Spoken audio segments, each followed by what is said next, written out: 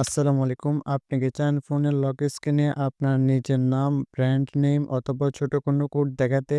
আজকে দেখাবো খুবই সিম্পল একটা ট্রিক্স যা আপনি সহজে করতে পারবেন। চলুন এখন দেখে নিই কিভাবে আপনি আপনার লক স্ক্রিনে আপনার নিজের নাম অথবা ইমার্জেন্সি কোনো নাম্বার সেট করবেন। অলরাইট, ফার্স্ট অফ অল আপনি সেটিংস ওপেন করে নেবেন। তারপর এখান থেকে আপনি একটু স্ক্রল করলে লক স্ক্রিন পেয়ে যাবেন। আপনি লক স্ক্রিন লেখার উপর ক্লিক করবেন। না হয় আপনি চার্জ বারে লগ স্ক্রিন লিখে চার্জ করে দিলেও আপনি সেখানে লগ স্ক্রিন পেয়ে যাবেন। লগ স্ক্রিন আসার পর এবার আপনি এখান থেকে আবারও একটু স্ক্রল করবেন। তারপর আপনি এখানে কন্টাক্ট ইনফরমেশন নামে একটি লেখা পেয়ে যাবেন। আপনি ওই লেখাটির উপর ক্লিক করবেন। নাম বসানোর পূর্বে ছোট্ট একটা টিপস শেয়ার করি। নামের সাথে ইমার্জেন্সি নাম্বার দিলে কোনো সময় যদি ভুলক্রমে আপনার ফোনটি হারিয়ে যায় তখন কাজে আসতে পারে।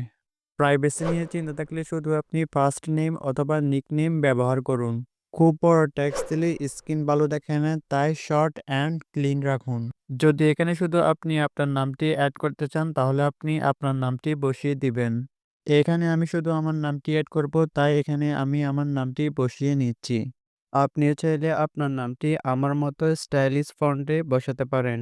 কিভাবে আপনি আপনার নামটি স্টাইলিশ ফন্টে বসাবেন সেটা আমি ভিডিওর শেষের দিকে দেখিয়ে দিব। এখানে আপনার নামটি বসিয়ে দেওয়ার পর এখান থেকে আপনি ডানের উপর ক্লিক করে দিবেন। তারপর লগ স্ক্রিনে আপনার এই নামটি সেট হয়ে যাবে। তারপর থেকে লগ স্ক্রিনে আপনার নামটি এভাবে শো হবে। চলুন এবার দেখে নিই কিভাবে আপনি আপনার নামটি স্টাইলিশ ফন্টে কপি করবেন। এর জন্য প্রথমে আপনি ক্রোম ব্রাউজার ওপেন করে নেবেন। তারপর সার্চ বারে আপনি স্টাইলিশ নেম মেকার লিখে সার্চ করে দিবেন।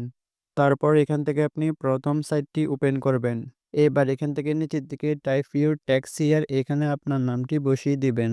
তারপর এখানে আপনার নামে বিভিন্ন ধরনের স্টাইলিশ ফন্ট পেয়ে যাবেন।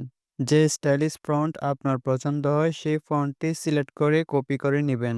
এইটি কন্টাক্ট ইনফরমেশনের মধ্যে পেস্ট করে ডান করে দিলে আপনার লগ স্ক্রিনে এই স্টাইলিশ নামটি সেট হয়ে যাবে।